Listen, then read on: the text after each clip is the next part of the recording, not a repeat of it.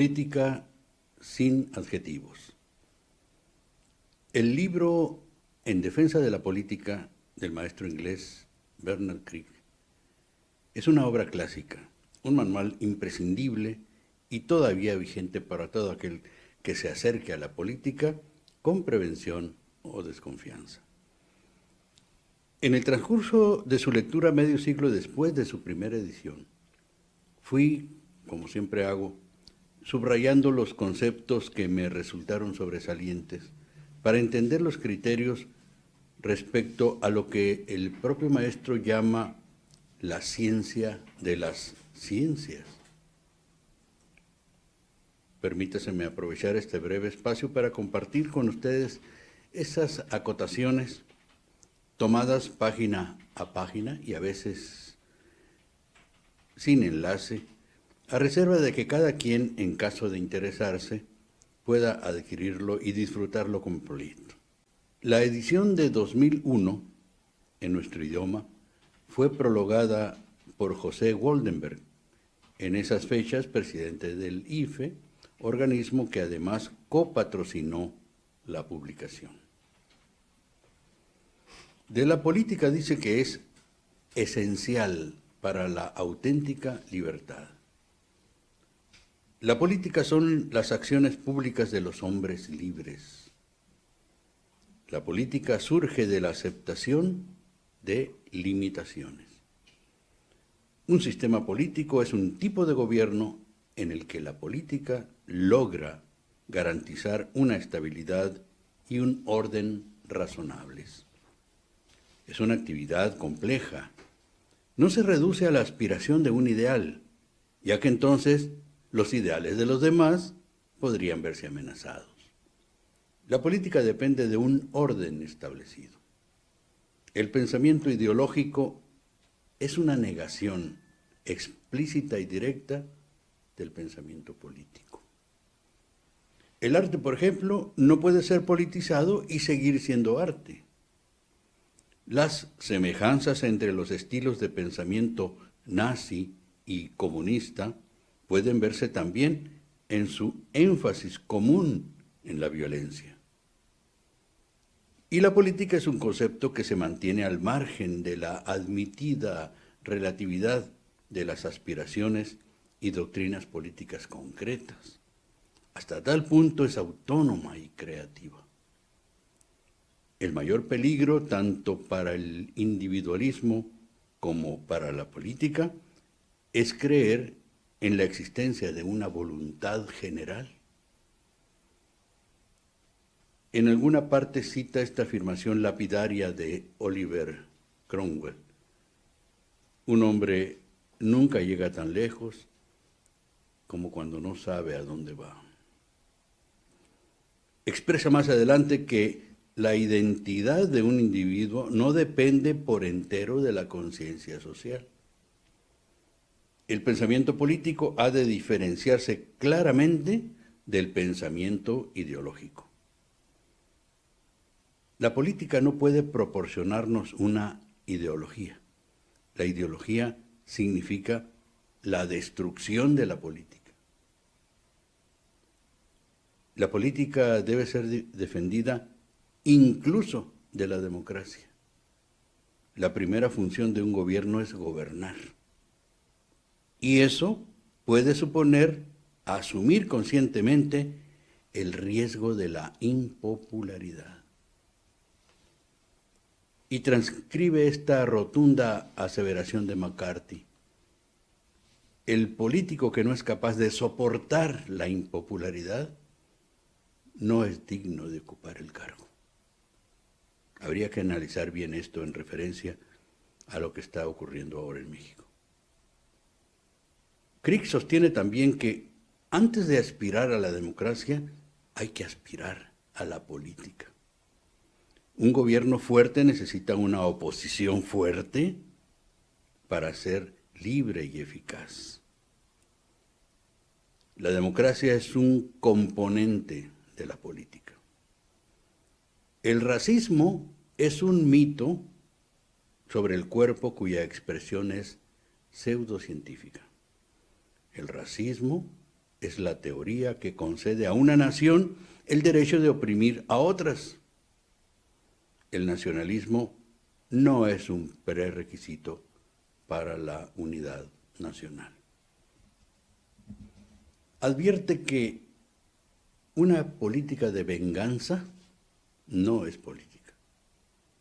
El poder político implica una limitación de poder. Los que hablan de los beneficios de la ciencia en realidad suelen referirse a la tecnología. Y muchos parecen creer que la administración pública debería llevar una existencia separada de la política, porque se trata de una actividad puramente técnica. La clase que consigue incrementar la producción gana poder.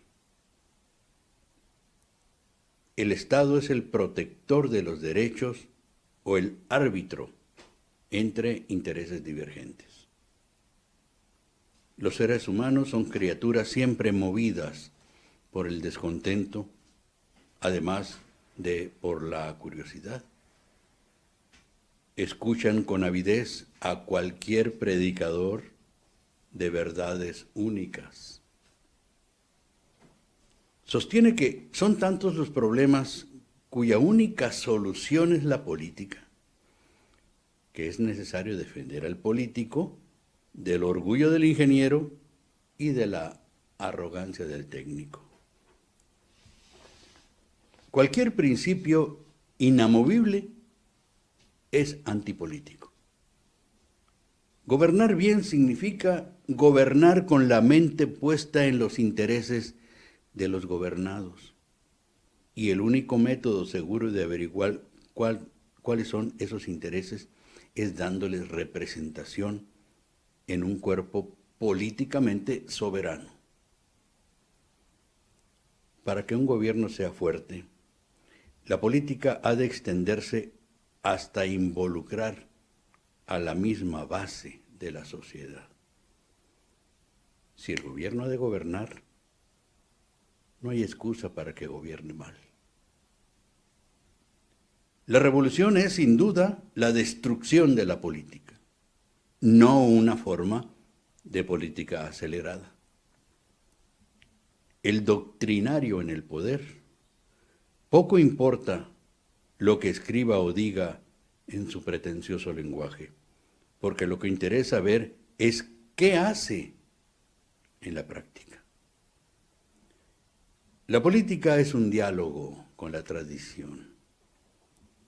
Lo que mantiene unido un Estado libre no es la voluntad general ni el interés común, sino la misma política. Los estados sobreviven solo mediante la continua adaptación a circunstancias cambiantes. El individualismo no es una doctrina política.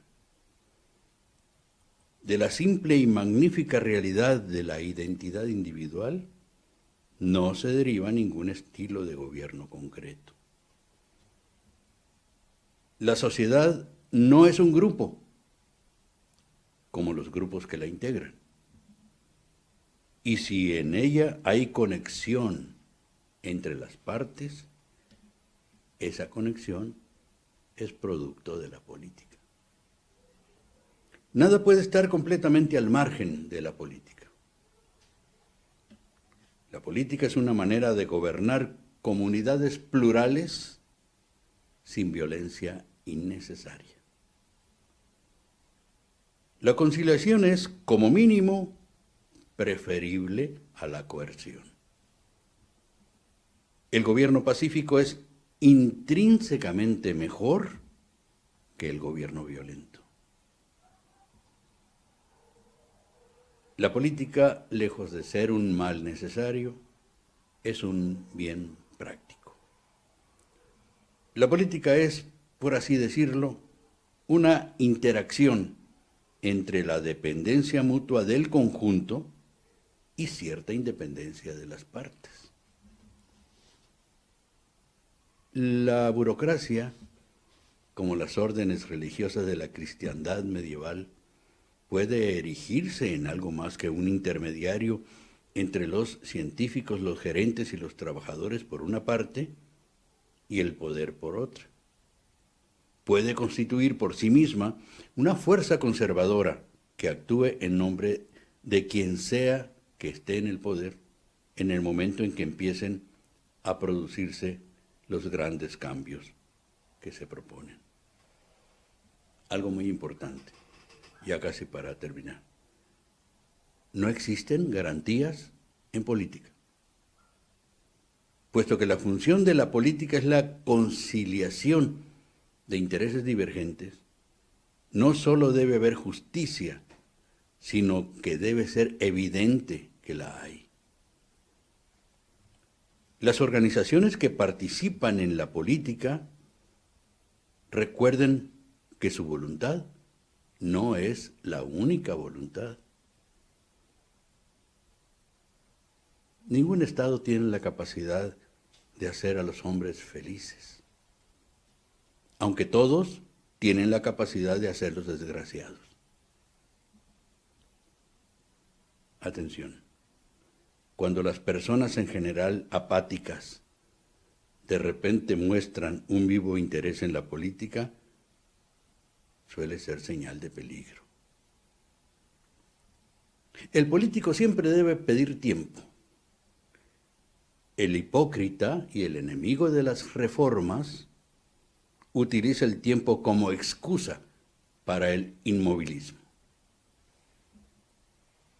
El político no guarda memoria de los insultos y cuando está en el poder no se toma la oposición como asunto personal. Por lo menos, aconseja, no debe mostrar su orgullo herido. Sin embargo, admite, la tentación es grande.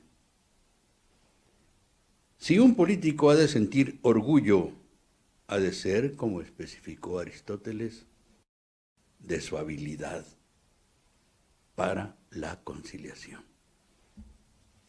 Como siempre digo, al final la política nos salvará.